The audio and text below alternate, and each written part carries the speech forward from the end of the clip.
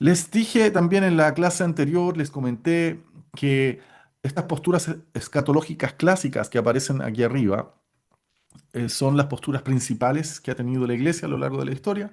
Ya acabo de mencionar ahí las cuatro posturas recién.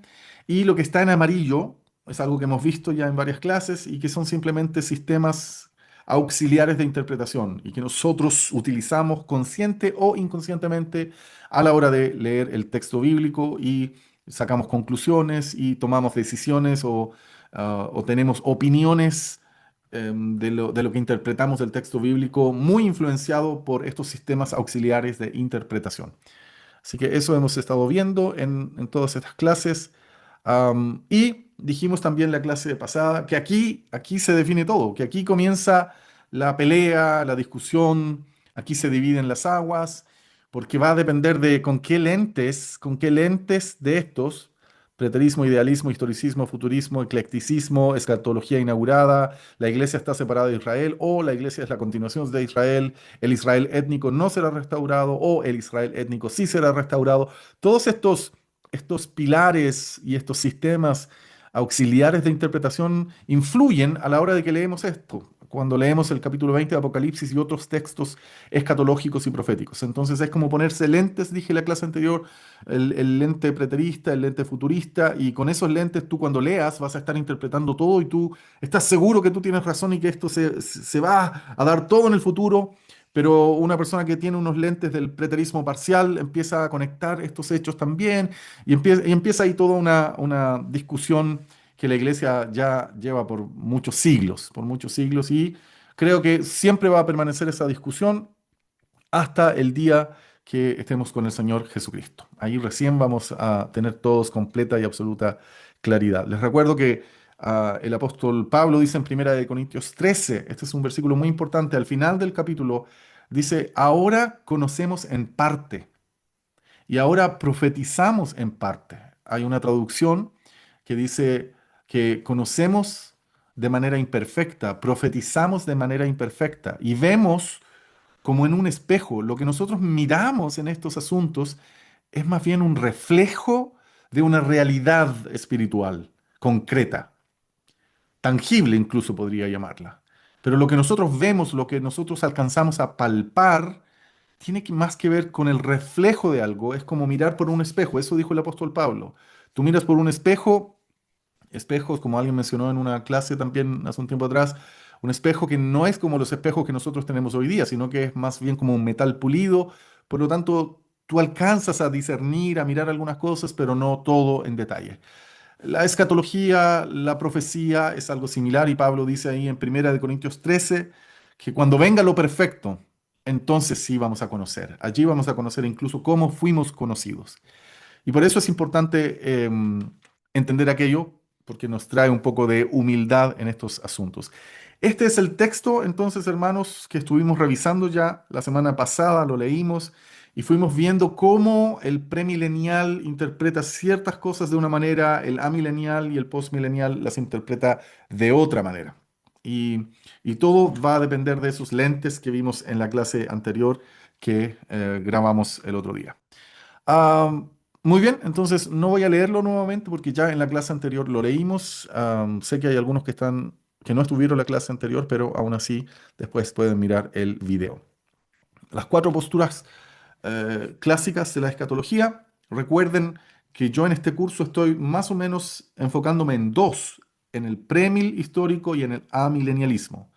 Y las otras dos las estamos, por supuesto, también estudiando, pero desde la comprensión de que el premil dispensacional se deriva del premilenial histórico. Y asimismo el postmilenialismo se deriva del amilenialismo. Entonces, por eso es importante ver ahí las dos posturas principales e históricas también. Desde el primer, segundo siglo ya comienzan a estar presentes en la iglesia. El premil histórico o quiliasmo o milenialismo versus el amilenialismo. Estas están ya presentes desde los inicios de la historia de la iglesia y de allí se desprenden estas otras dos que vamos a revisar la próxima clase. Acá nuevamente les dejo esta línea de tiempo que nos muestra más o menos qué etapas de la historia estas posturas escatológicas han cubierto qué momentos de la historia, en qué lugar, en qué momento, en qué punto se desarrollaron, fueron más fuertes, fueron más débiles, etcétera. Y dijimos que el premilenialismo histórico entonces comienza ya a mostrarnos registros por escrito, textos, ya a finales del siglo primero incluso, ya a finales del siglo primero, perdón, y con mucha más razón en el segundo siglo en adelante, pero más tarde, por ahí por el siglo cuarto, pierde fuerza y se mantiene casi ahogado, casi suprimido por alrededor de 1000 años, y después de la Reforma vuelve a renacer el premilenialismo histórico también. El amilenialismo, por su parte, en los inicios estaba presente en la historia de la iglesia, pero muy débil. Este color celeste que tengo acá marca en el segundo y tercer siglo, está el amilenialismo también presente y comienza a tomar fuerza. Ya en el tercer siglo está tomando fuerza y finalmente se vuelve en la postura más firme de los creyentes en el siglo cuarto, y finalmente la Iglesia Católica Romana asume también el amilenialismo y se mantiene como prácticamente la única postura por aproximadamente 1000 años. Después de eso llegan los reformadores en el tiempo de la Reforma Protestante. Ellos abrazan la misma postura de la Iglesia Católica Romana en escatología. Por lo tanto, todos los reformadores fueron amileniales. Lutero, Zwinglio, Calvino, etcétera, todos fueron amileniales. Todos estos primeros reformadores fueron amileniales. Paralelamente, en ese tiempo, el postmilenialismo comienza a resurgir con algunos grupos, algunas corrientes dentro del mundo reformado, de la misma manera que sucede con el premilenialismo histórico aquí arriba. Entonces, comienza a desarrollarse después de los reformadores o después del inicio de la reforma. En algunas corrientes dentro de la iglesia comienzan a desarrollarse también estas posturas nuevamente en el caso del premil histórico y como novedad en el caso del postmilenialismo. Y finalmente en el siglo XIX, ya en 1830 por acá, se formaliza, se fortalece, se presenta formalmente, se estructura el premilenialismo dispensacional. Y eso viene más o menos a mostrarnos toda la historia de la iglesia en cuanto a las posturas. Hoy día estamos en un tiempo en el cual, siglo XXI acá, están todas las posturas presentes en la iglesia. Y esta vendría a ser la postura principal hoy día. La que más fuerza tiene viene a ser el premilenialismo dispensacional, si lo consideramos en cuanto a número. Sin embargo, en los últimos años, en las últimas décadas, por causa de el Internet, las redes sociales, YouTube y todas estas herramientas a las cuales tenemos acceso, el amilenialismo ha ido tomando fuerza también, y lo mismo el premilenialismo histórico y clásico. Se va quedando atrás el postmilenialismo, pero de vez en cuando comienza a retomar fuerza también.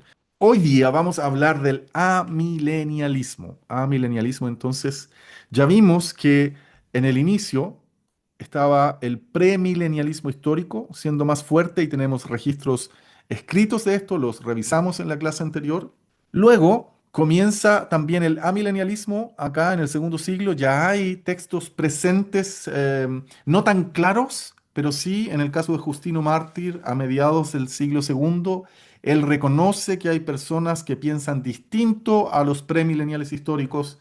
Él se presenta más bien como alguien que cree en 1000 años en Jerusalén restaurada, etcétera. Por lo tanto, nosotros lo identificamos aquello como premilenialismo histórico. Pero él reconoce que en su tiempo ya habían buenos hermanos, piadosos, hermanos en el Señor, amados, parte del cuerpo y de la iglesia de Cristo, que no pensaban como los premileniales históricos. Por lo tanto, por defecto, la posición que él está describiendo allí es que habían también amileniales en ese segundo siglo. Así que podemos decir con confianza, con tranquilidad, que el premilenialismo es lo que más abundante tenemos en cuanto a registro y evidencia a finales del primer siglo y durante el segundo, pero también reconocemos y podemos decir que durante el segundo siglo ya hay presencia de hermanos amileniales. Pero mira, eso comienza a crecer y a fortalecerse más adelante acá, entre el 3, entre el 4 aproximadamente, 3, 4, 5 ya va como tomando fuerza hasta después ya consolidarse. Así que de eso yo les quiero explicar un poco por qué los hermanos de aquellos tiempos y la iglesia de aquellos tiempos comienza a volverse una iglesia que abraza el amilenialismo. ¿ok? Entonces, eso vamos a revisar ahora. Agustín, estamos en el siglo cuarto, siglo quinto. Agustín se había sentido atraído por la posición premilenial, es decir, Agustín mismo, San Agustín había sido premilenial histórico, como lo soy yo en este caso hoy día. Y él lo escribió y dijo, en algún momento también sostuve esta idea. Sin embargo, David Mackay escribe aquí, dice, Agustín llegó a sentirse repelido por el craso materialismo de las fiestas materiales más desenfrenadas. Es decir, comenzó a disgustarle el hecho de que los mileniales, como se entendían en ese tiempo, se llamaban, o premileniales históricos hoy día, que los mileniales hablaban de un milenio de una manera demasiado terrenal. Terrenal en el sentido de que iban a disfrutar beneficios propios de esta vida, de alguna manera. El comer, el tener frutos abundantes, hacer banquetes, etcétera. Ese tipo de discurso que es parte del premilenialismo, ese discurso de que vamos a pasar 1000 años con Cristo y que vamos a comer cosas ricas y frutas y vamos a labrar la tierra y vamos a tener frutos y va a haber paz. Y toda esa historia que tiene que ver con comida y con disfrutar, a Agustín le comenzó a molestar y a otros también en su época. Puede que haya habido un exceso de los hermanos premileniales también, en eso puede que haya culpa en ellos de ese tipo, pero a favor, puedo decir, del premilenialismo, no por defenderlo, sino por simplemente constatar las evidencias bíblicas. El premilenialismo histórico eh, recoge lo que la Biblia dice en ese sentido, porque la Biblia sí habla de comida. Por ejemplo, Jesús después de haber resucitado comió con los discípulos. Jesús en la última cena dijo, no beberé del fruto de la vid hasta que venga en el reino, cuando lo beba nuevamente con la venida del reino. Y ves este lenguaje que utiliza la Biblia acerca de ese tiempo futuro donde eh, va a haber comida y van a haber frutos y se va a disfrutar de esa manera ese periodo de tiempo. Entonces, para algunos hermanos en aquellos tiempos también comienza a sonar como, hey, no tiene mucho sentido eso porque es como demasiado carnal visto desde una perspectiva.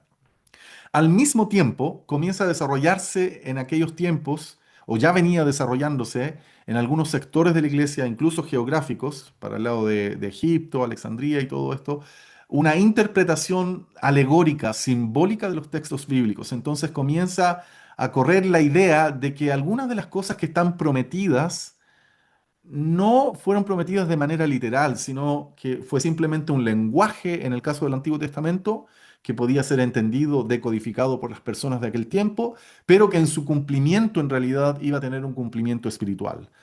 Hay promesas bíblicas que efectivamente vemos en el Nuevo Testamento que se cumplen de manera espiritual, mientras que hay también otras promesas que se ven cumplidas de manera literal y concreta. Pero comienza también a circular esta idea y esto permite al amilenialismo, esta idea de poder interpretar de manera simbólica, permite una salida a varios nudos ciegos que hay en la interpretación allí, que son difíciles de entender. ¿Qué quiso decir Dios cuando le prometió a Israel esto o aquello, cuando prometió a su pueblo hacer esto o aquello? El espiritualizar esas promesas soluciona el problema hermenéutico para hoy día y el amilenialismo entonces comienza a servirse de aquello que no es necesariamente algo negativo en todo su sentido, porque efectivamente la Biblia sí ocupa esa manera de cumplir algunas promesas o algunas profecías, pero como dije antes, también cumple el Señor promesas de manera literal.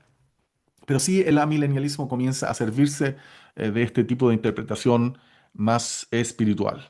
Agustín se convenció de que la interpretación espiritual de la profecía era el enfoque correcto. Ahí está lo que acabo de decir.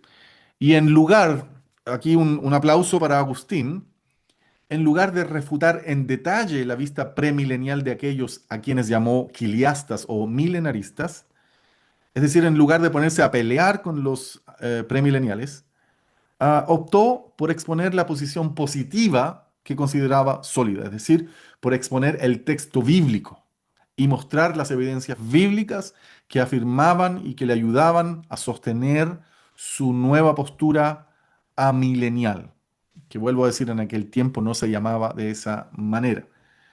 Y esto es entonces aquí importante, hermanos. ¿Por qué? Porque lo que les mencioné al inicio de este video, de que les voy a decir algunas cosas hoy día que no he hablado en el pasado tanto o en detalle en público, es precisamente este punto. Los cristianos de aquel tiempo comienzan a estudiar el texto bíblico y se dan cuenta de algo muy importante y que no todos los que estamos en este curso, no todos los que están viendo este video logran verlo. Hoy día me encontré, a propósito, y hago el paréntesis, un video de una experta en estos temas neurológicos, intelectuales. Ella ha estudiado todo este asunto, es una antropóloga y tiene videos muy buenos y muy científicos. Y me llamó la atención un video que hizo, donde habla del sesgo de confirmación, de cómo nuestro cerebro tiene algunas debilidades. Y una de esas, ella menciona tres, una de esas es el sesgo de confirmación. Tú y yo buscamos en el texto a la hora de estudiar lo que nos interesa. Y eso nos juega una trampa a veces. Por lo tanto, a veces, como tenemos alguna tendencia y nos interesa ya porque conocemos alguna doctrina o es la doctrina de nuestra congregación, de nuestra denominación, ya la abrazamos porque así se nos enseñó. Entonces, a la hora de estudiar el texto bíblico, tenemos un sesgo de confirmación. Eso quiere decir que vas a estar buscando en el texto aquellas cosas que apoyan lo que tú ya crees y vas a desechar aquellas cosas que contradicen lo que tú ya crees, porque a ninguno de nosotros nos gusta estar equivocados. Entonces, esto suele suceder, tú comienzas a buscar en el texto cosas que van de acuerdo a lo que tú ya piensas y eso te lleva a, sin darte cuenta, esto es generalmente inconsciente, tú comienzas a ver y te aseguras de que tienes la razón y te alegras y te das una palmada en la espalda porque eres súper, súper bien preparado, súper estudioso, estudiosa, etcétera. Pero lo que comienza a suceder en estos creyentes de aquel tiempo es que comienzan a analizar de manera crítica el texto bíblico también, de manera muy analítica, muy objetiva. En otras palabras, intentan hacer exégesis y se encuentran con una sorpresa muy grande que muchos de nosotros, yo creo que ya he trabajado un poco en esa sorpresa, pero muchos otros hermanos todavía no se dan cuenta de aquello. ¿Por qué no se dan cuenta? Por este sesgo de confirmación que nos impide, que lucha dentro de nosotros para que no aceptemos este tipo de cosas porque no nos conviene. Por eso hablé en un principio también, incluso en la oración, creo que necesitamos humildad, mucha humildad bíblica para reconocer cuando hay cosas en la Biblia que contradicen o desafían lo que nosotros ya creemos. Y aquí vamos a revisar un poco de esto. Porque recuerda, estamos ahora en este punto analizando cómo y por qué, si el premilenialismo histórico fue tan fuerte en sus inicios, en los inicios de la iglesia, especialmente finales del primer siglo y el segundo siglo, por qué comienza a perder fuerza y de qué manera encuentran apoyo bíblico, sustento bíblico firme como para poder desechar el premilenialismo y abrazar el amilenialismo. Eso es lo que estamos haciendo. Acabo de mencionar que una de esas cosas que se hizo fue el desarrollar una interpretación alegórica, más espiritual de los textos. Por lo tanto, eso viene a apoyar un poco, a facilitar el solucionar algunos problemas hermenéuticos o de interpretación al simplemente espiritualizar algunas de las promesas que Dios le hace a su pueblo. Pero esa es solo una. Hay otra que es más fuerte, que es lo que vamos a comenzar a revisar en unos segundos, pero les quiero hablar de otro personaje que es anterior a Agustín, una generación antes. Es considerado el padre de la historia de la iglesia. Es un historiador. Escribió muchísimo sobre la historia de la iglesia. Y él tenía un serio problema con el premilenialismo histórico, conocido en ese tiempo como milenialismo o milenarismo. Entonces, él asumió una postura mucho más firme, agresiva, burlesca incluso, en contra del premilenialismo. Y él escribió lo siguiente: entre estas fábulas hay que contar la que dice que habrá un período de unos 1000 años después de la resurrección de los muertos, de la resurrección final de los muertos. Y que el reino de Cristo será establecido en forma material sobre esta tierra. Así lo está mencionando él. Estas ideas, supongo, él, porque está refiriéndose a Papías, estas ideas, supongo, él las obtuvo por un malentendido de los relatos apostólicos, no dándose cuenta de que las cosas registradas allí en figuras se decían en realidad místicamente, es decir, espiritualmente. Y esta acusación de Eusebio va en directa contradicción con lo que revisamos la semana pasada. La semana pasada vimos a Ireneo de León hablando de Papías, vimos a otros también y revisando estos textos que son anteriores al que estamos leyendo ahora, revisamos cómo ellos fortalecían la postura de Papías y mencionan a Policarpo y los mencionan como escuchando incluso de parte del apóstol Juan palabras como esas. Ahora vemos unos 100, más de 100 años más tarde, vemos a Eusebio escribiendo en contra de aquello y contradiciendo a Ireneo de León y a otros y diciendo que en realidad fue un error, fue algo equivocado y fue bastante agresivo en su definición, Eusebio, del premilenialismo y quienes creían en este.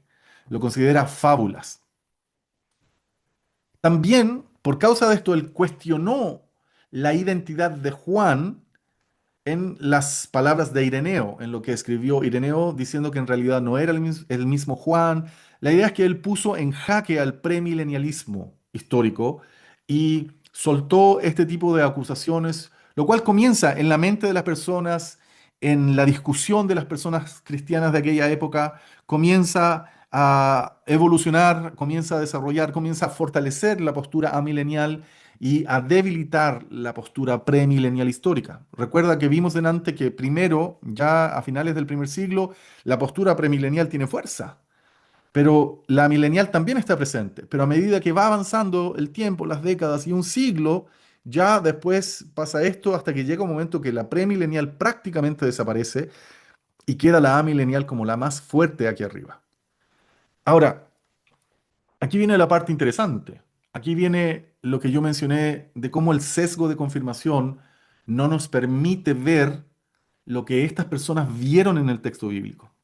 Y aquí es donde necesitamos sacarnos la pantalla, el nombre de nuestra denominación o de nuestra postura escatológica para permitir que la Biblia sea puesta en alto simplemente y la leamos sin ningún filtro o hagamos el esfuerzo de leerla sin ningún filtro, porque más allá de que yo pueda estar en desacuerdo con algunas de las cosas que aquí dice Eusebio, por ejemplo, e incluso con Agustín, porque sí creo que el milenio es el milenio, es un milenio que contempla la comida, que contempla el vivir. Nuestros cuerpos son transformados, son glorificados, pero si Jesús comió después de la resurrección, eso para mí es un indicio de que nosotros vamos a hacer lo mismo, vamos a vivir de la misma manera.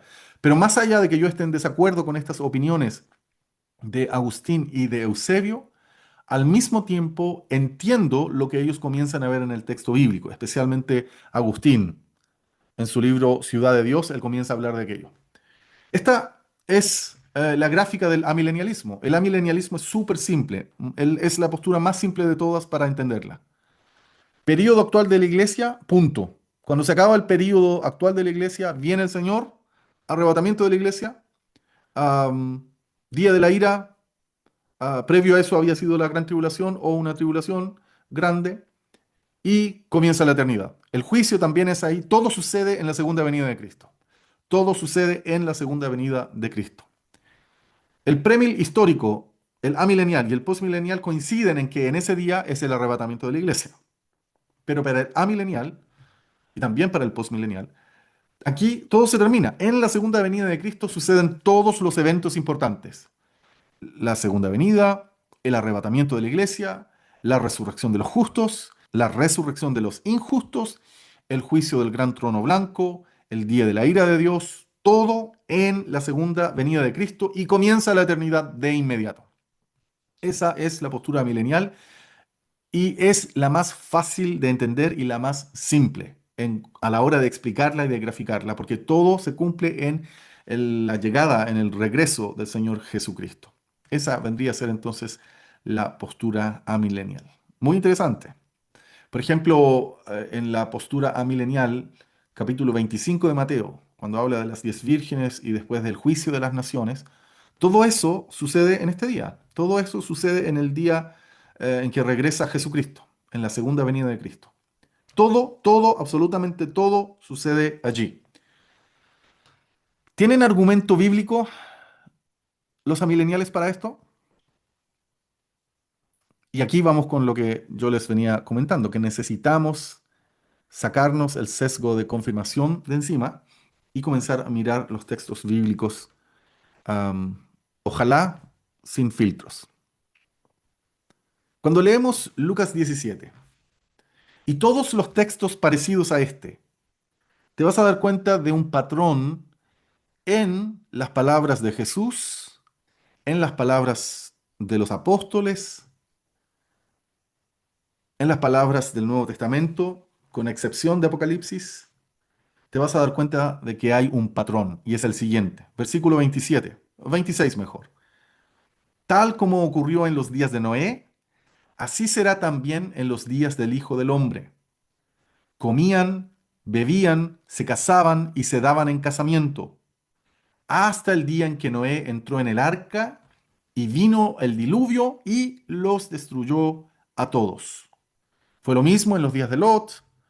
Pero el día en que Lot salió de Sodoma, versículo 29, llovió fuego y azufre del cielo y los destruyó a todos. Versículo 30, palabras de Jesús. Lo mismo acontecerá el día en que el Hijo del Hombre sea revelado.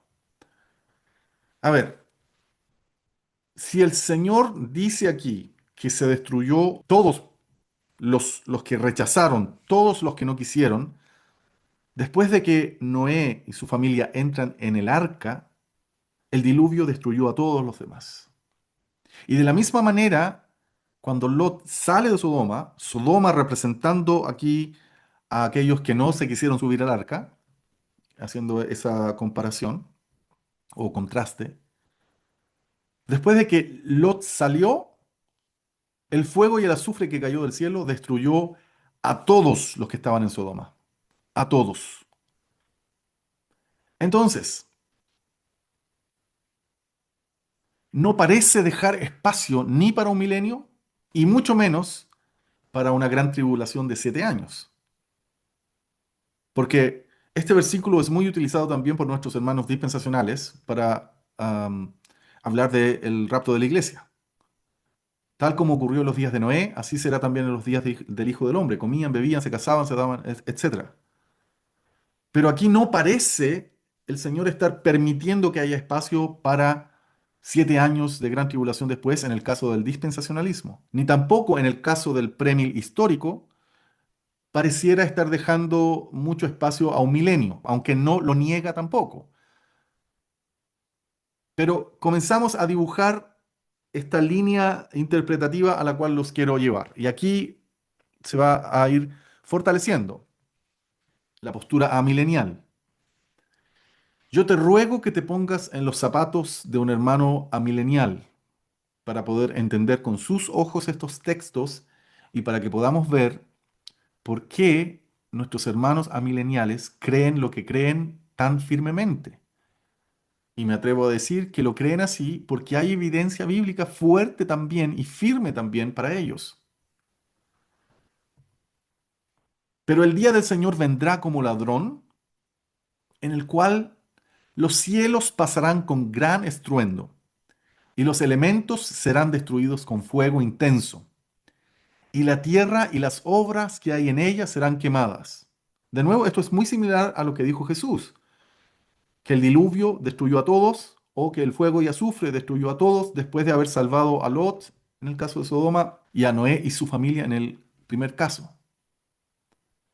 Y Pedro dice, puesto que todas estas cosas han de ser destruidas de esta manera, ¿qué clase de personas no debéis ser vosotros en santa conducta y en piedad? Es decir, les está llamando a tener temor de Dios a la iglesia, porque en algún momento va a llegar ese día en que todo va a ser destruido de esta manera, o quemado, o purificado, etcétera, pero por medio de un juicio que cae sobre la tierra. Y Pedro, aquí, de nuevo, si nos quitamos el sesgo de confirmación y nos amarramos a lo que dice el texto e intentamos leerlo de manera objetiva, Pedro tampoco parece estar dejando aquí un tiempo de 7 años de gran tribulación después de la venida del Señor, ni tampoco pareciera estar dejando espacio para un milenio. Vamos primero con el tema de dispensacionalismo, porque aquí este versículo nos desafía tanto a premileniales históricos en un aspecto como a premileniales dispensacionales en otro. Puesto que todas estas cosas han de ser destruidas de esta manera, para un hermano dispensacional, y primero voy con el dispensacionalismo aquí, cómo desafía al dispensacionalismo este texto, para el hermano dispensacional, él va a interpretar que aquí está hablando de la segunda venida de Cristo gloriosa y visible, y que ahí van a suceder todas estas cosas porque la iglesia supuestamente ya no está en la tierra. Sin embargo, en el versículo 11 Pedro dice, hey, está moviendo a la iglesia a tener temor de Dios, ya que si va, algo así va a suceder, hey, compórtense con temor de Dios. O sea, viene un juicio grande sobre la humanidad. Y si eso fuera poco, como para convencernos de que eso es la dirección en la cual Pedro está hablando, dice, a la iglesia le está diciendo, esperando y apresurando la venida de este día, del día de Dios. Y alguien, en nuestro sesgo de confirmación, si yo fuera dispensacional, seguramente mi sesgo de confirmación estaría diciéndome, no, es que ahí Pedro seguramente tiene que estar hablando de, de el rapto pretribulacional solamente. Por eso, como iglesia, los estamos esperando y apresurando.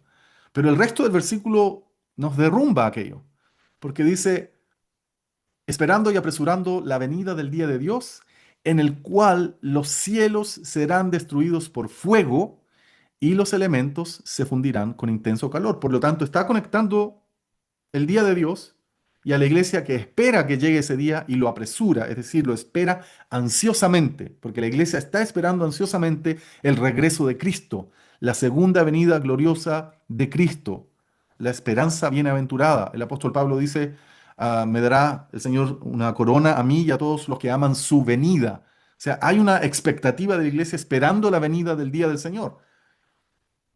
Vuelvo a decir, nuestro sesgo de confirmación, dependiendo de la vereda donde estemos parados, va a darle una interpretación o va a tratar de interpretarlo de una manera que proteja su postura. Pero aquí Pedro lo está dejando de verdad bastante claro.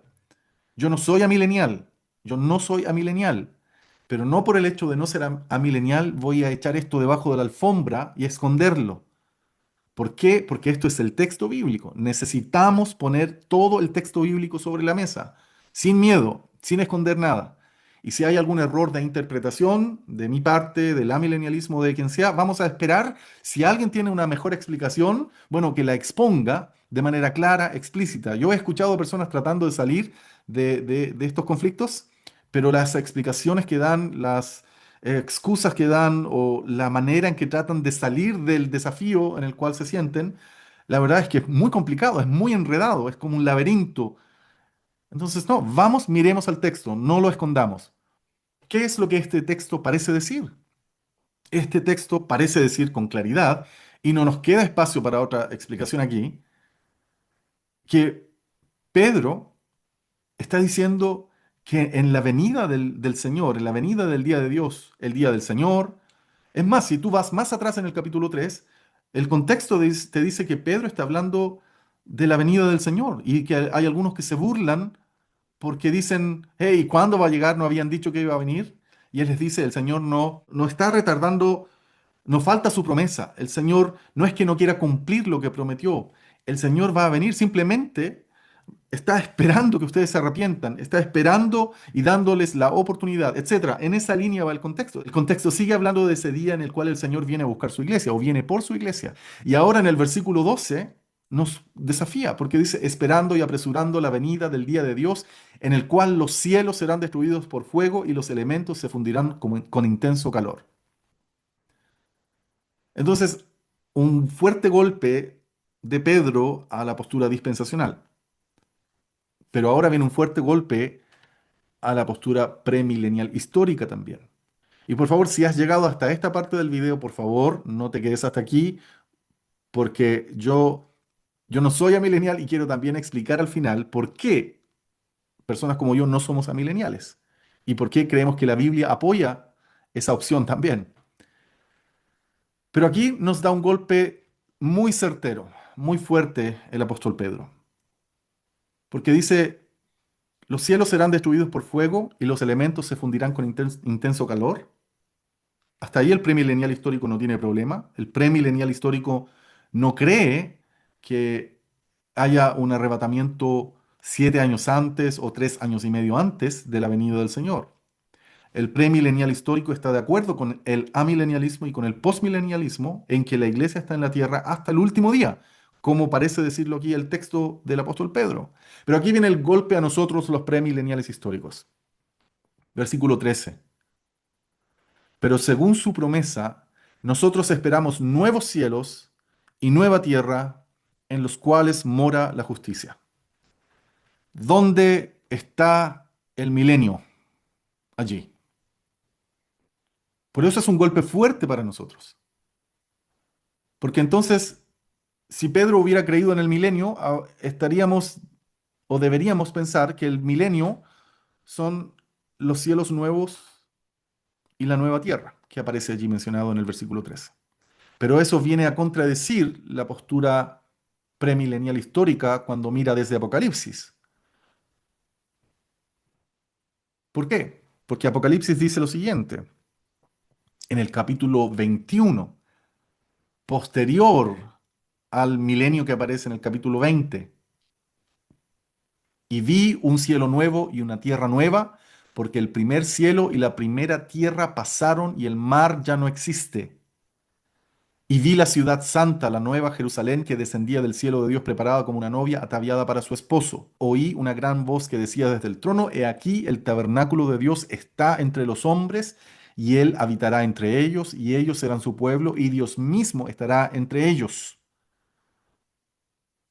Entonces los cielos nuevos y la tierra nueva en Apocalipsis parecen estar ligados, vinculados directamente al tiempo de la eternidad y no a un milenio.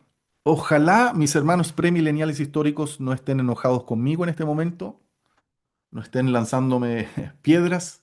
Sigo siendo premilenial histórico y voy a explicar por qué y por qué creo que la Biblia nos entrega buenas razones para ser premil históricos también. Pero es importante que tanto los hermanos dispensacionales como los premileniales históricos tengamos la humildad de reconocer que hay textos bíblicos, varios textos bíblicos, que parecieran estar llevando la dirección interpretativa hacia este punto. Dicho en otras palabras más simples, debemos reconocer que en el Nuevo Testamento, los versículos que hablan de escatología, sin considerar el libro de Apocalipsis en este momento, los versículos que hablan de escatología refuerzan la postura amilenial, le dan mucha fuerza a la postura amilenial, porque el texto pareciera estar insinuando aquello.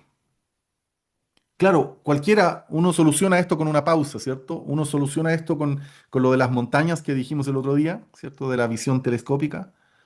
Pero esa solución no puede ser arbitraria y podemos caer en ese error, tanto los premileniales históricos como los dispensacionales. Podemos caer en ese error de ahora simplemente para salir del problema que tenemos, el desafío de decir, es que lo que pasa es que entre el versículo 12 aquí y el versículo 13, entre el 12 y el 13 hay un milenio, pero ahí estamos tomando una decisión de manera arbitraria, completamente arbitraria. Entonces, si no tenemos un texto bíblico que refuerce esa idea, que complemente este texto, entonces, si no lo tenemos, no podemos arbitrariamente andarle inyectando pausas no mencionadas en el texto cada vez que a nosotros nos convenga, porque así podríamos armar cualquier doctrina que quisiéramos. Espero que hasta este momento me vayan entendiendo. Esta es la razón por la cual muchos hermanos amileniales son tan firmes en su creencia amilenial, porque efectivamente el texto bíblico parece indicar aquello. Por eso los eruditos dicen lo siguiente, varios eruditos reconocen lo siguiente. Desde la teología sistemática, es decir, la teología que clasifica en temas la Biblia, la doctrina y la estudia separada por temas. Y cuando llega al tema de la escatología, estudia solo los textos escatológicos. Y por eso varios eruditos dicen, desde la escatología, desde la teología sistemática, en otras palabras, la postura amilenial cobra muchísima fuerza. Pero desde la exégesis del capítulo 20 de Apocalipsis, la postura premilenial cobra mucha fuerza. Entonces se produce esa tensión en los propios eruditos. Yo a menudo menciono a Schreiner, que vamos a ver algo de él enseguida. Schreiner intentó traer una solución a este problema. Hoy día, en este momento, él está en un momento en el cual está intentando conciliar esto, y ojalá alcance a mencionarlo al final. Pero Schreiner, Thomas Schreiner, por causa de esto, muchos de ustedes me han escuchado contar esto ya varias veces, pero por causa de esto, Thomas Schreiner ha dicho, yo soy de lunes a miércoles premilenial histórico y de jueves a domingo soy amilenial. Precisamente por eso. Y no es el único que le sucede esto. Hay pastores, hay líderes, hay hermanos en todo el mundo, aquí en Europa, en Norteamérica, en Sudamérica, Centroamérica, en Israel, al continente que vayas, al continente que vayas, vas a encontrar hermanos que ven estas cosas en el texto bíblico, por lo tanto se convierten en amileniales y se vuelven amileniales. Y esto es lo que le sucedió a Agustín y a todos los demás en aquellos tiempos también, que tenían acceso a estos textos del Nuevo Testamento y comenzaron a leerlos y a decir, hey, pero aquí no parece permitir aquello. Y por eso, hermanos amados, aunque no nos guste o aunque no seamos amileniales, si queremos ser honestos delante de Dios, debemos reconocer que el texto bíblico, analizado a la luz de la objetividad, textos como estos, abren la puerta y bien ancha para el amilenialismo. Y por eso deberíamos considerar a nuestros hermanos amileniales no de una manera tan antagónica, sino más bien ponernos en sus zapatos y decir, wow, yo entiendo, hermano, por qué tú crees lo que crees.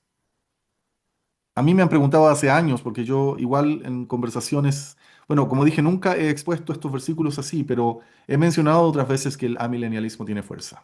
Llevo varios años, hermanos, y me han preguntado hace tiempo ya, Jorge, tú vas a ser amilenial, ¿por qué no eres amilenial? No, no soy amilenial, tengo una convicción profunda de lo que creo como premilenial histórico, de verdad, muy, muy profunda. Pero no tengo problema en reconocer estas fortalezas positivas del amilenialismo, es decir, son hermanos que honestamente son sinceros a la hora de abrazar esta postura porque la ven en el texto bíblico. ¿Dónde se produce el problema y donde yo sí creo que ellos comienzan a ejercer también el sesgo de confirmación, así como los dispensacionales tienen un sesgo de confirmación cuando leen textos como estos, como los premios históricos tienen también sus sesgos de confirmación cuando leen textos como estos, que este no es el único, hay varios hermanos, ¿ok? Yo hoy día solo estoy presentando estos.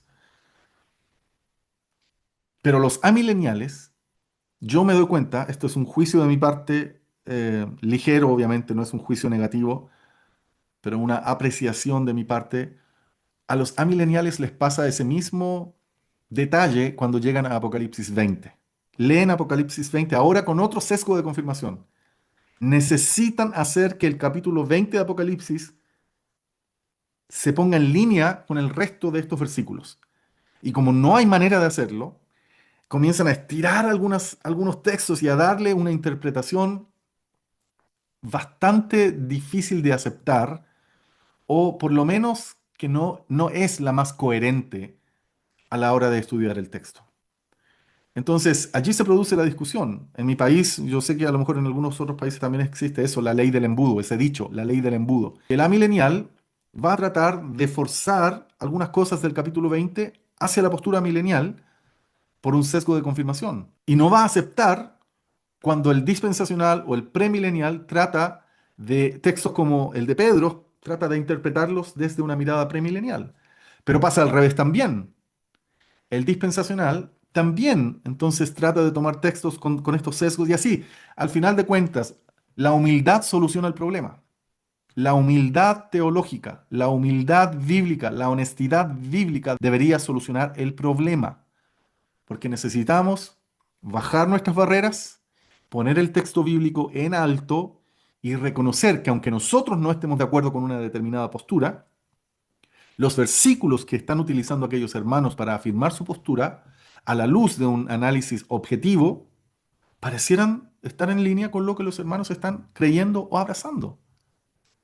Ahora, ¿tiene alguna solución a este conflicto? Hay algo que puede ayudarnos a entender y que a los premileniales históricos que me están escuchando ahora y que los tengo a lo mejor temblando un poco en las rodillas porque sienten que, porque vuelvo a decir, hay muchos que no ven esto porque nuestro sesgo de confirmación no nos lo permite.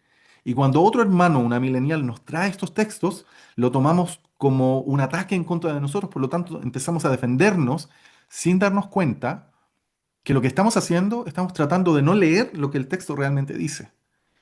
La exégesis bíblica consiste en que tú hagas el mayor esfuerzo posible por extraer de este texto lo que el autor intentó decir. Y ese juicio lo tienes que hacer por el contexto que está ahí, por las palabras que están ahí. Si yo te digo, yo quiero ir el próximo mes a Chile y probablemente irme en un avión, y otra persona quiere que lo que yo haya dicho esté más en línea con lo que la persona quiere, intente decir, que lo que yo en realidad estoy intentando mencionar es que en unos años más yo voy a abandonar Suiza y me voy a ir de regreso a Chile y voy a llevar todas las cosas, mis muebles en un avión. Suena parecida a la historia, pero tiene detalles que la segunda persona le está integrando porque esa persona quiere de alguna manera que esté en línea con lo que la persona tenía como expectativa. Lo que esa persona está haciendo no está haciendo exégesis, no está leyendo mis propias palabras y apegándose a ellas. Y la exégesis es tener temor de Dios, en otras palabras, de no agregarle nada, ningún sentido ajeno al texto bíblico. Sin duda, van a haber hermanos que van a comentar en los videos en YouTube o en lo que sea, tratando de darle otra explicación al texto. Si llega alguien a explicar algo que tenga coherencia bíblica y que de verdad traiga una claridad, pero donde todos digamos, wow, de verdad esa explicación tiene tanto sentido y tanta coherencia con el texto y ahora sí podemos ver una postura premilenial muy clara en estas palabras de Pedro. Si alguien llegara a hacer algo así maravilloso, yo feliz porque me serviría a mí, me daría fuerza a mí, a mi postura, pero hasta el momento no he escuchado jamás a nadie que haga una aclaración explícita de estos asuntos, de estos textos. Por eso, y luego de leer, de revisar autores, eruditos bíblicos y todo, llego a la conclusión de que efectivamente lo más lógico y lo más coherente de interpretar en este texto es una postura milenial. Cuando escucho hermanos que dicen, no, lo que pasa es que en el griego, aquí donde va un punto, en realidad comienza el inicio gramatical de una oración en segundo grado y en tercer grado, porque después en el otro texto y en la siguiente página te manda al inicio, porque en el inicio, y te hacen todo un camino súper enredado y después te dicen, viste, ahí está la explicación. Es difícil creer que el apóstol que está buscando hablar con la mayor claridad posible en su texto, él mismo dice aquí que Pablo a veces escribe cosas difíciles de entender y esas cosas difíciles algunos las tuercen. Ellos están tratando, Pedro aquí está tratando de explicarlo de la mejor manera posible, de la manera más clara posible. Ok, espero que se haya entendido esto del sesgo de confirmación. Necesitamos deshacernos de él, aun cuando no nos convenga, aun cuando no nos convenga. Ok, miremos ahora el capítulo 20 de Apocalipsis. No sé cuánto tiempo vamos a alcanzar a estar aquí, pero es muy importante, muy interesante este tema, hermanos. A ver, voy a esforzarme por, no sé si logre llegar al final porque falta bastante, pero voy a hacer un esfuerzo de resumir, de condensar, pero ojalá de una manera entendible. Aquí es donde yo creo que nuestros hermanos amileniales Cuando se topan con el capítulo 20 de Apocalipsis, ahora son ellos los que están desafiados. Y nosotros los premileniales, aunque este texto nos da fuerza a nuestra postura, al mismo tiempo también tiene algunos desafíos para nosotros. Pero tiene más desafíos para el amilenialismo que para el premilenialismo. Capítulo 20. Vi un ángel que descendía del cielo y que tenía en su mano la llave del abismo y una gran cadena. Él prendió al dragón, aquella serpiente antigua, quien es el diablo y Satanás, y lo ató por 1000 años. Para el amilenial, aquí está hablando de la cruz. En Cristo, cuando Él murió en la cruz, ata a Satanás por 1000 años. Y por causa de la misma cruz es arrojado al abismo y lo cierra y lo sella sobre Él para que no engañase más a las naciones hasta que se cumpliesen los 1000 años. Para el amilenial, lo que está diciendo aquí es que en la cruz Satanás fue atado. Y por lo tanto ya no tiene el poder para engañar de la misma manera como engañaba antes de la cruz a las naciones, que las tenía a todas bajo engaño. Ahora no tiene poder suficiente, por lo tanto la iglesia puede predicar el evangelio y el diablo no puede detener aquello porque está atado. Sin embargo, de nuevo, vuelvo a decir, ya ahí hay crítica de parte de eruditos bíblicos que reconocen que en esa interpretación se está estirando el texto. Se está de nuevo haciendo ese esfuerzo porque no parece ser la lectura más sensata del texto. Y vi tronos y se sentaron sobre ellos y se les concedió hacer juicio. Y vi las almas de los degollados por causa del testimonio de Jesús y por la palabra de Dios. Ellos no habían adorado a la bestia ni a su imagen ni tampoco recibieron su marca en sus frentes ni en sus manos. Ellos volvieron a vivir y reinaron con Cristo por 1000 años. Atención, para el amilenialismo, ellos volvieron a vivir y reinaron con Cristo por 1000 años. Es una alusión de Juan aquí a la regeneración, es decir, cuando tú te conviertes a Cristo, en ese sentido, porque la Biblia efectivamente dice que tú pasas de muerte a vida. Estabas muerto en tus delitos y pecados y en Cristo eres resucitado. Es cierto que el Nuevo Testamento describe nuestra conversión, nuestra regeneración de esa manera. Pasamos de muerte a vida. La pregunta es, ¿está Juan refiriéndose a aquel principio en estas palabras? Y la verdad es que así como debo, por lo menos desde mi vereda o desde mi lectura de los textos, así como debo ser firme con lo que vimos en Pedro, en 2 de Pedro capítulo 3, así también debo ser firme con lo que yo veo acá y con lo que muchos otros ven acá. Ellos volvieron a vivir en esta parte aquí que estoy señalando con el mouse.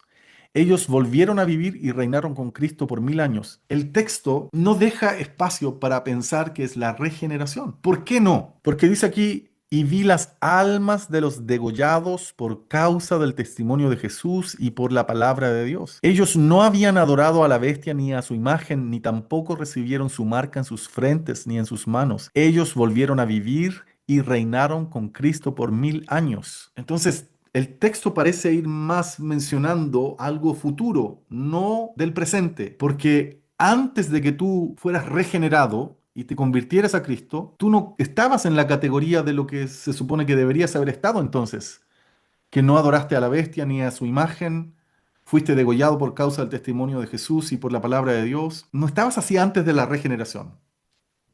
Además, si volviste a vivir y estás reinando con Cristo, entonces vas a morir físicamente y después vas a volver a vivir otra vez más. Se empieza a enredar el texto. Los eruditos como Schreiner, como Craig Kinner y como otros reconocen esto en el texto y dicen, hey, cuando te vas por ese camino, es el mismo camino que un dispensacional o un premilenial histórico comienza a aplicar en 2 de Pedro 3 y comienza a tratar de agregarle cosas al texto y tratar de forzarlo para que se alinee con lo que la postura de su denominación abraza o la postura de su denominación enseña. Lo mismo pasa acá. La lectura más simple de este texto, no según yo simplemente, sino según muchos eruditos, incluso no dispensacionales, pero eruditos que están allí y que analizan esto, es que está hablando de un tiempo futuro de un grupo de personas que van a volver a vivir y que van a resucitar, en otras palabras. Ahora, aquí entra la discusión entre el dispensacional y el premil histórico. ¿Quiénes son esos degollados por causa del testimonio de Jesús y por la palabra de Dios? ¿Quiénes son esos que no habían adorado a la bestia ni a su imagen? Y de ahí nace para el dispensacional el concepto de los santos de la gran tribulación, es decir, la gente que se queda en la gran tribulación, que no se fueron con Cristo porque fueron tibios, porque no estaban con sus lámparas con aceite y se quedaron aquí y es como que tienen una segunda oportunidad y en esa segunda oportunidad se transforman en estas nobles personas que aparecen aquí mencionadas. Esa es la postura dispensacional de los santos de la gran tribulación. Pero los premil históricos, especialmente los que abrazan la escatología inaugurada y el lenguaje apocalíptico del libro Apocalipsis, ven aquí una definición del pueblo de Dios, de un pueblo de Dios que sufre, que es perseguido, y aunque no todos son degollados, o una parte muy mínima son degollados, es un pueblo que muere por Cristo, que sufre por Cristo, que renuncia por Cristo, y llegan a la conclusión que ese pueblo que se describe a lo largo de todo el libro es el pueblo de Dios. Y para profundizar más en esto puedes ir al curso de Apocalipsis y allí hablamos mucho más en profundidad de esto. Pero básicamente, aunque no es el tema de hoy, básicamente para alguien que abraza la escatología inaugurada, premilenial histórico, incluso los amileniales, Apocalipsis se está refiriendo al pueblo de Dios cuando habla de ese pueblo mártir. Se está refiriendo a la iglesia, en otras palabras. Pero bueno, termino ahí. Podemos hablar de eso en la sección de preguntas y respuestas si quieren. Pero los demás muertos no volvieron a vivir. ¿Quiénes son los demás? Los demás que no son hijos de Dios. Los demás muertos no volvieron a vivir. Los pecadores, los que no tenían a Cristo, no resucitaron en esta resurrección. Por eso el premilenialismo cree en dos resurrecciones, sino que los otros muertos no volvieron a vivir hasta que se cumplieran los 1000 años en los cuales estaba atado Satanás. Recién ahí, a los 1000 años, vuelven a vivir aquellos que habían muerto sin Cristo. Esta es la primera resurrección, se refiere a aquellos que volvieron a vivir y reinaron con Cristo por 1000 años. Esa es la primera resurrección. El resto de los muertos no volvieron a vivir, sino que esos van a volver a vivir en la resurrección de los injustos, al cumplirse los 1000 años. Esta es la postura eh, premilenial, histórica. Ya expliqué la postura amilenial. Si alguien quiere leer algo que defienda el amilenialismo en este punto y en este capítulo, por favor, hay bastante material disponible. Yo estoy haciendo una mirada general y obviamente estoy intentando presentarte las debilidades y las fortalezas de todas las posturas.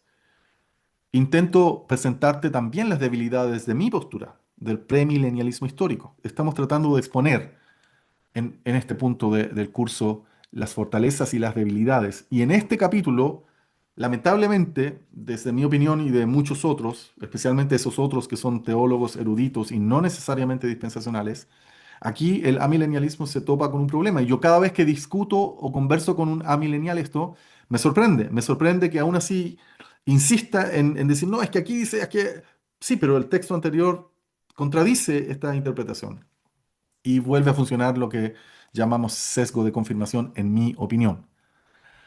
Bienaventurado y santo el que tiene parte en la primera resurrección. Sobre estos, la segunda muerte no tiene ningún poder, sino que serán sacerdotes de Dios y de Cristo y reinarán con él por 1000 años. De nuevo, esta idea de reinar con Cristo por 1000 años, de ser sacerdotes de Dios y de Cristo, es una alusión a la iglesia, al pueblo de Dios. Eso está claro en todo el Nuevo Testamento. No, ahí no hay contradicciones, es fácil conectar esos textos. No así la resurrección. Conectar este volver a vivir con la regeneración es muy difícil. Cuando se cumplan los 1000 años, Satanás será soltado de su prisión y saldrá para engañar a las naciones que están sobre los 4 puntos cardinales de la tierra, a Gog y a Magog, a fin de congregarlos para la batalla. Es decir, las naciones se unen en contra de Dios, en contra del pueblo de Dios. El número de ellos es como la arena del mar, y subieron sobre lo ancho de la tierra y rodearon el campamento de los santos y la ciudad amada, y descendió fuego del cielo y los devoró. Y el diablo que los engañaba fue lanzado al lago de fuego y azufre, donde también están la bestia y el falso profeta, y serán atormentados día y noche por los siglos de los siglos. Ok, aquí tiene un problema también el premilenial histórico y el dispensacional. El problema es para todos los hermanos dispensacionales y para muchos premileniales históricos. ¿Cuál es el problema? ¿Quiénes son esas naciones que el diablo va a engañar? Para el amilenial, aquí toma un poco de fuerza su postura, porque dice, viste, aquí es donde Satanás es soltado. Y eso vendría a coincidir, como este es el milenio, el tiempo que estamos viviendo para la milenial es el milenio, algún día el diablo va a ser soltado, es decir, no va a tener esos límites que se le habían puesto hasta ahora, por lo tanto va a provocar mayor caos en el mundo. Eso coincidiría con una tribulación muy grande, intensa, previo a la venida de Cristo, Y entonces, cuando el diablo está en todo eso, viene Cristo en su segunda venida, toma el control y se acabó el asunto. Allí entonces, en esta parte de este texto, el amilenial comienza a tomar un poco de fuerza, pero no va en línea con todo lo que decía anteriormente. Y ahí está esa eterna discusión. Por ejemplo, yo sé que si hay hermanos amileniales escuchándome en este momento, su manera de pensar es decir, no, todo lo que está diciendo este amigo aquí en la pantalla es absurdo, no tiene sentido, yo tengo una explicación súper buena, y Sam Waldron dijo esto, y este otro dijo esto, y toda una construcción allí. Sin embargo, eruditos amileniales también reconocen las cosas que estamos mencionando aquí, que son debilidades. Por eso he hecho a lo largo de toda esta clase de hoy el llamado a que tengamos humildad. Humildad bíblica, honestidad bíblica, para reconocer lo que el texto bíblico está diciendo y no tratar de llevar el texto bíblico a nuestra denominación, a nuestra tradición doctrinal. ¿Quiénes son esas naciones? Entonces, porque para el premilenial dispensacional y para muchos premileniales históricos, el milenio está poblado por dos tipos de personas: glorificados, los creyentes que resucitan y son glorificados, y los impíos que sobrevivieron al día del Señor. Y que de ahí quedaría eso basado en un versículo del Antiguo Testamento que pareciera indicar algo similar, pero que en el Nuevo Testamento, a la luz de la descripción que se hace del día del Señor, incluido como se menciona Apocalipsis, no deja espacio para que ninguno siga con vida después de la venida del Señor, cuando trae su ira, derrama su ira y su juicio. Como el diluvio no dejó a nadie en pie de los que estaban fuera del arca, los destruyó a todos. Como el fuego y el azufre quemó a todos los que estaban en Sodoma, de la misma manera, dice el Señor, asimismo va a ser cuando Él regrese. Todos los que están fuera del Señor, todos los que no están en el arca, en Cristo, son destruidos. Pero aquí es donde todos los hermanos dispensacionales creen, y muchos premileniales históricos también, que va a haber de alguna manera en la tierra, en el milenio, gente no glorificada y los glorificados. Y esa gente no glorificada, que no es gente que haya sido salva hasta antes de la llegada del día del Señor, el regreso de Cristo, y que después de eso van a vivir en esta tierra, para algunos incluso dicen, ellos van a ser como servidores de los creyentes. Algunos se van por esa línea. De alguna manera van a convivir en ese tiempo del milenio. Pero eso desafía directamente las palabras escritas en el Nuevo Testamento, como las que vimos de 2 de Pedro 3, como también podríamos decir sucede en el sexto sello de Apocalipsis capítulo 6, como también podríamos decir Primera de Corintios 15, cuando el último enemigo que es destruido es la muerte, etcétera. Entonces, hay un hermano, un teólogo llamado John Gill, hace ya un par de siglos, que él ofrece una salida a este conflicto para el premilenial histórico.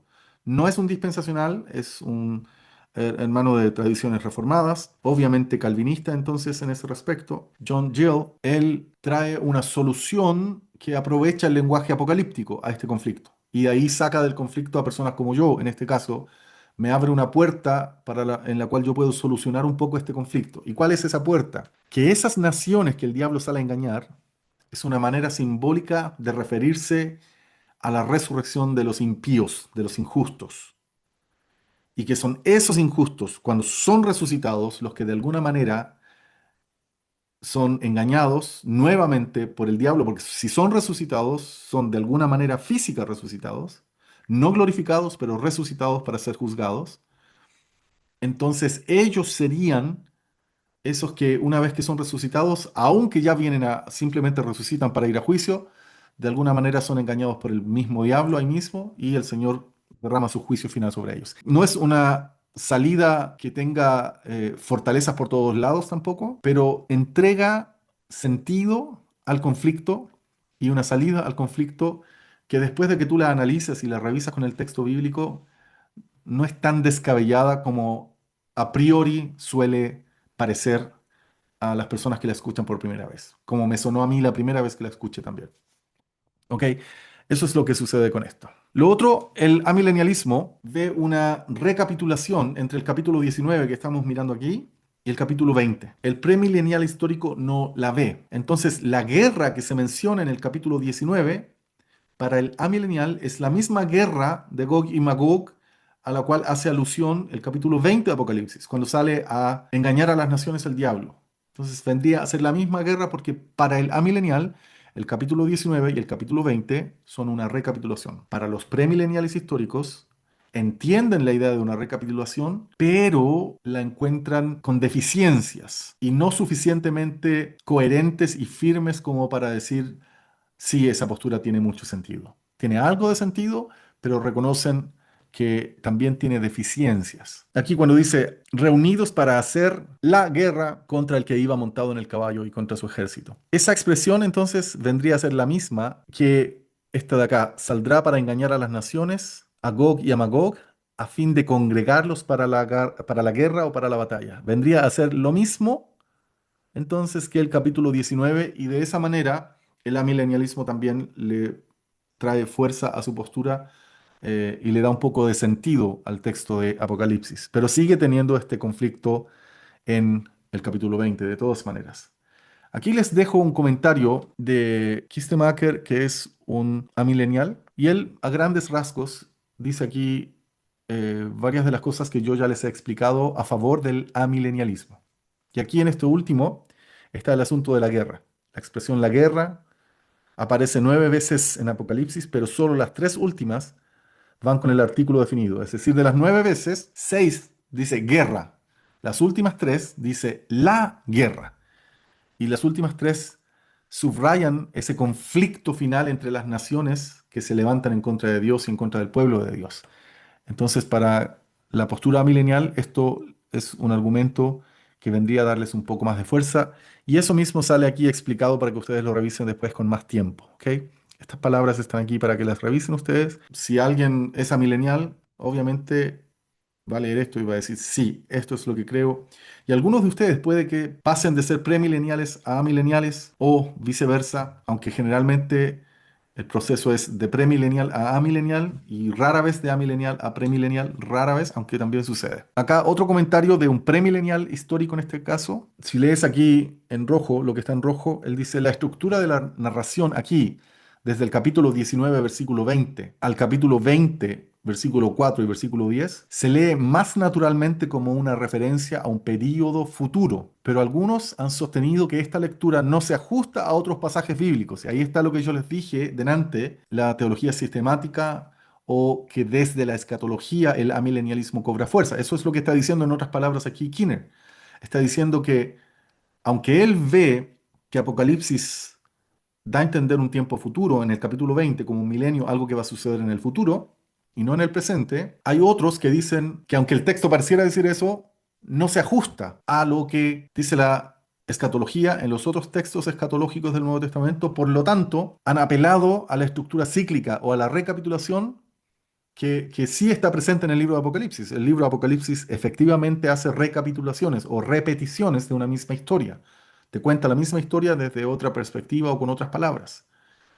Entonces, aquí el amilenial, como el capítulo 20 de Apocalipsis no parece encajar con el resto de los versículos del Nuevo Testamento, entonces dice, entonces esto es una recapitulación, simplemente una repetición y trata de solucionar el tema desde allí. Por eso, hermanos, está este conflicto entre estas dos posturas que creo que no se va a solucionar hasta que llegue el día en que estemos con Cristo.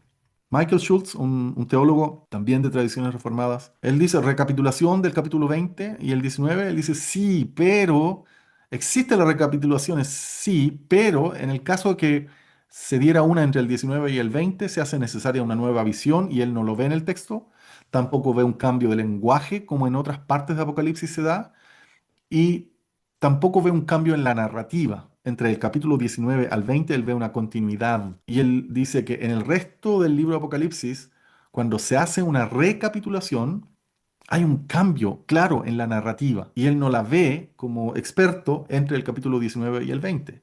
La Trinidad del mal es otro asunto, de que en el capítulo 19 se habla de la bestia y del falso profeta, que son lanzados al lago de fuego. En el capítulo 20 se habla de Satanás lanzado al lago de fuego. Y aunque algunos tratan de decir que ahí hay como una complementación, precisamente a raíz de la recapitulación, el texto parece apuntar a dos eventos distintos, le da más fuerza a aquello, según Michael Schultz y otros eruditos premileniales, históricos. De nuevo, en el texto hay demasiada progresión narrativa como para hacer una recapitulación. El asunto de reunirlos para la batalla que aparece en el 19 y luego en el 20 con respecto a Gog y Magog, él critica esa explicación y ese argumento milenial diciendo que la descripción de los hechos son demasiado distintos. Por lo tanto, no parece ser una recapitulación tampoco. El hecho de los santos que volvieron a vivir y los impíos que volvieron a vivir más tarde, hasta que se cumplan los 1000 años, nos da a entender que el sentido común al estudiar el texto está igualando esa calidad de volver a vivir, tanto de los santos que vuelven a vivir como de los impíos que vuelven a vivir. La expresión volver a vivir que es utilizada allí es la misma que se usa en Juan 11:25, cuando Jesús dice, el que cree en mí, aunque muera, volverá a vivir o vivirá, traducido de esta manera al español. Pero lo mismo sucede en Romanos 14:9, cuando se utiliza la expresión volver a vivir. Y especialmente en Apocalipsis 2:8. Esto es clave porque en Apocalipsis 2:8 dice, escribe al ángel de la iglesia en Esmirna. Aquí está hablando Jesús. El primero y el último, y el que estuvo muerto y volvió a vivir. En griego es la misma expresión que se utiliza aquí en el capítulo 20, cuando dice que los santos volvieron a vivir o los que habían sido mártires volvieron a vivir. Entonces, si en el propio capítulo 2 de Apocalipsis la expresión volver a vivir se utiliza para una resurrección física, de la muerte a la vida, pero físicamente hablando, Schultz dice, ¿por qué tendríamos que creer que el capítulo 20 ahora, cuando dice volvieron a vivir, está hablando de una regeneración o de la conversión? No tiene sentido. Esta es una crítica de Schultz a la postura milenial. La palabra resurrección, anastasis, se encuentra 42 veces en el texto bíblico y siempre es usada para la resurrección del cuerpo físico, porque era la esperanza. Ahí está Primera de Corintios 15, Primera de Tesalonicenses 4, etc. Si es que la resurrección del capítulo 20 es espiritual, esa primera resurrección, como los hermanos amileniales dicen entonces, ¿en qué otro lugar, pregunta Schultz, se menciona la resurrección física? Porque es la única vez, entonces, por un lado, es la única vez que la palabra resurrección se aplica en Apocalipsis, en sentido de referirse a la regeneración, y en donde, si esa fuera la explicación de ese texto, de esa primera resurrección, ¿en qué momento Apocalipsis entonces toca el tema de la resurrección de los muertos, siendo un evento tan importante en la escatología? Otro punto difícil para el amilenial es el tema de que el diablo es atado y que esa atadura en el amilenialismo significa solamente que el diablo no tiene poder para cegar completamente a todas las naciones, sino que es un poder limitado. Antes, en el Antiguo Testamento, el diablo tenía a todas las naciones engañadas. En el Nuevo Testamento no tiene ese poder, y a eso se estaría refiriendo este versículo de Apocalipsis 20 cuando habla de que el diablo es atado por 1000 años. Pero está el conflicto de que primera de Juan 5:19 dice que el mundo yace bajo el poder del maligno. Efesios 2:1-2 dice, Él os dio vida a vosotros que estabais muertos en vuestros delitos y pecados, en los cuales anduvisteis en otro tiempo, según la corriente de este mundo, conforme al príncipe de la potestad del aire. No suena como alguien que está atado. Ese espíritu que ahora opera en los hijos de desobediencia. Segunda de Corintios 4. El Dios de este mundo ha cegado el entendimiento de los incrédulos. Entonces no parece tener mucha coherencia el tema de que Satanás esté atado. Acá está la explicación que mencioné de John Gill, se las dejo para que la lean. Y entre el amilenialismo y el premilenialismo entonces pareciera haber un conflicto irreconciliable. Hay fortalezas y debilidades en ambas. El amilenial tiene una interpretación extremadamente alegórica muchas veces. El diablo es atado, pero al mismo tiempo es arrojado a la tierra, según el capítulo 12. Ahí hay una contradicción también, o aparente contradicción. La resurrección es espiritual, según el amilenial en el capítulo 20. Eso es un punto difícil de aceptar para muchos. ¿Qué se hace con Israel? Muchos amileniales no reconocen a Israel en este caso, con las promesas del Antiguo Testamento, Nuevo Testamento. Eso es tema para otra discusión. Pero el premilenialismo también tiene problemas, cómo armoniza los textos escatológicos del resto del Nuevo Testamento con este milenio del capítulo 20. Es difícil, pareciera haber una contradicción allí también. Las naciones, ¿de dónde salen esas naciones que habitarán el milenio y que luego serán engañadas por Satanás? Eso también es un problema, una debilidad para el premilenial de cómo explicar. En el caso del premilenialismo dispensacional especialmente, y algunos históricos, si hay un templo, ¿cómo concebir la idea de sacrificios en el milenio? O sea, no deberían haber sacrificios porque Cristo ya hizo un sacrificio una vez y para siempre. Sin embargo, hay hermanos que, por ser premileniales, creen que es necesario que hayan sacrificios en el milenio. Y ya terminando entonces con esta y la siguiente diapositiva, Thomas Schreiner, este hermano que está aquí, un erudito, invitó a una conversación de escatología a Jim Hamilton, Greg Gilbert y Ryan Fullerton a una conversación sobre el milenio. Tienes aquí a un premilenial histórico, tienes aquí a un amilenial y tienes aquí a un postmilenial. Y él es el que yo les dije delante que a veces dice que antes era a veces premilenial y a veces amilenial. Y él invitó a estos hermanos a tener una conversación. Es interesante que cuando se hacen este tipo de conversaciones no se invita a los hermanos dispensacionales. Eso es un punto interesante. Podemos hablarlo en otro momento. Y para terminar, este mismo hermano Thomas Schreiner ha traído una, no es necesariamente una nueva postura, es una nueva definición, pero él intenta conciliar el premilenialismo con el amilenialismo. Y él ha postulado una explicación doctrinal llamada el milenio de la nueva creación. Y de esa manera procura solucionar y darle sentido a este conflicto. ¿Y qué es lo que él hace? Básicamente, dicho en una forma muy, muy simple, y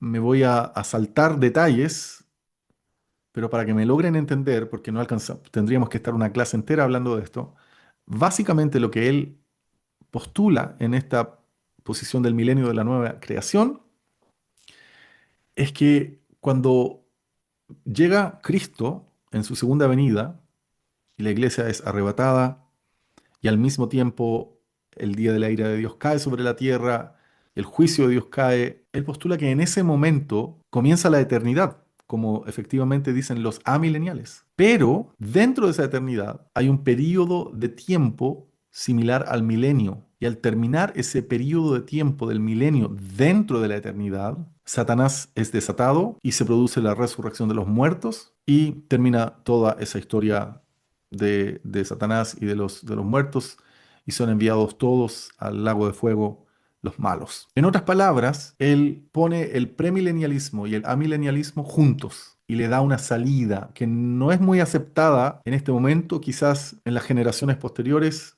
sea más aceptada que en esta, si es que Cristo no viene antes, pero esa es la postura. Y la otra postura que yo quería mencionar, o no, no tanto postura, sino que una explicación al conflicto de por qué, y esto es importante, por favor, esto es lo último que les digo, hermanos, por favor, esto, si lo pueden anotar, anótenlo. Un premilenial histórico, ¿cómo soluciona este conflicto de esta aparente contradicción que hay en el Nuevo Testamento, en las cartas de Pablo, de Pedro, incluso en algunas palabras de Jesús, aunque no con tanta claridad?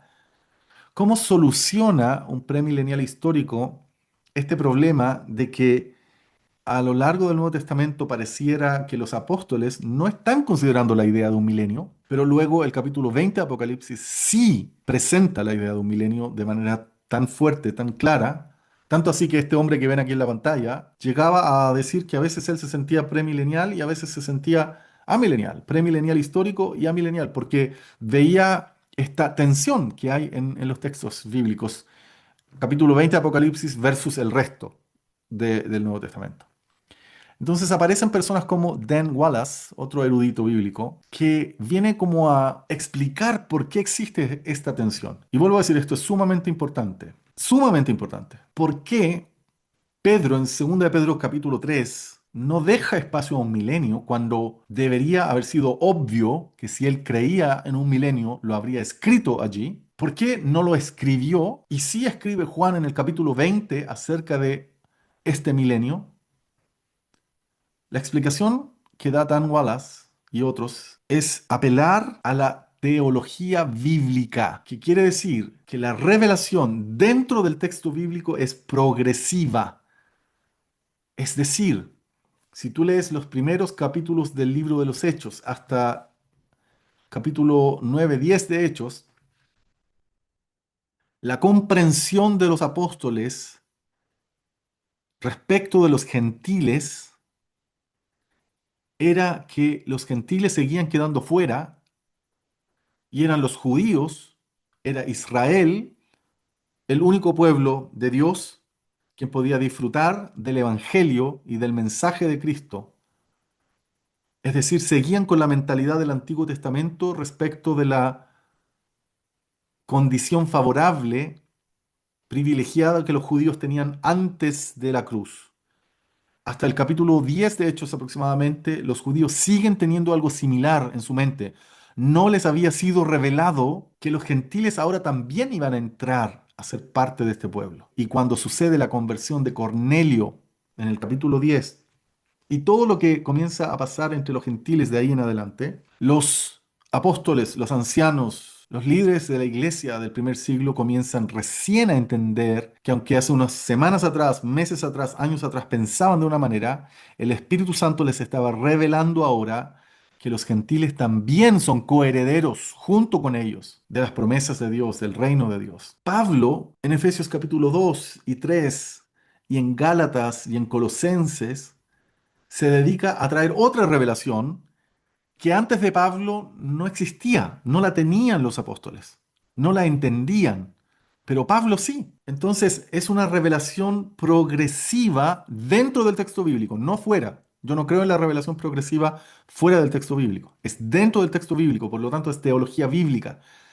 La imagen se va volviendo más nítida, más clara a medida que se va llegando al final del cierre del Nuevo Testamento. Entonces, así como Pablo trae una revelación que antes los apóstoles, incluso ya después de la llegada del Espíritu Santo, después de la llegada del Espíritu Santo, por varios años, por al menos 7 años, no sabían, a pesar de que tenían el Espíritu Santo, a pesar de que eran iglesia, a pesar de que predicaban con poder, de que hacían milagros y señales, no tenían la comprensión ni la revelación de que los gentiles podían formar parte, que los gentiles ahora podían ser uno junto a ellos, que los gentiles iban a ser injertados al olivo y que iban a formar un nuevo hombre, una nueva creación en Cristo, donde no hay judío ni gentil, sino que somos uno en Cristo. Todo aquello es una revelación tardía en un sentido.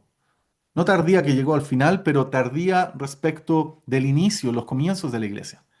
Y eso se llama revelación progresiva.